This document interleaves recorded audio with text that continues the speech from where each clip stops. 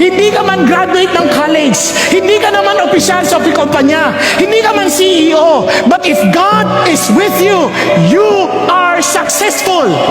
Yun ang sukatan ng Diyos. Hindi ka man nakatira sa Beverly Hills, hindi ka man nakatira sa Forbes, nandun ka lang sa Forest Park. Hindi issue yun. You're still successful because God is with you. Paano nangyari yun? Look at this. And sabi niya, now his master saw that the Lord was with him and the Lord caused all that he did to prosper in his hand. Maraming tao sabihin, the Lord is with me. I shall not be afraid. Hindi. Wag lang ikaw nagsasabi nun. Makikita nila kung talagang si Lord kasama mo.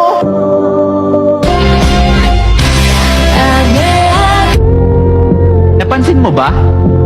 Kung ano yung mga lumalabas sa bibig mo, yun ang nangyayari sa buhay mo. Pag lagi mong sinasabi wala kang pag-asa, wala ka talagang pag-asa. Pag sinasabi mo na wala kang pera, wala ka talagang pera. Pag lagi mong sinasabi na hindi ka nagagaling, hindi ka na talaga gagaling. Because sabi ng Biblia, the abundance of the heart, the mouth speaks. And I want you to know, hindi yun ang design natin. Kasi minsan, nakakalimutan natin yung identity natin, di ba? Ipapaalala ko lang kung sino ka. Anak ka ng Panginoon at malaki ang plano niya sa'yo. At ang gusto niya ay ikaw ay lumaban. So I want to pray for you, Asael.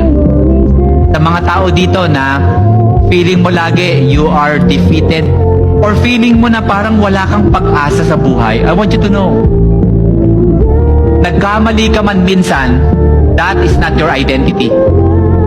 Yes, nadapa ka, pero that's not your identity because your identity comes from the Lord. At ang gusto niya ay ikaw ay lumaban.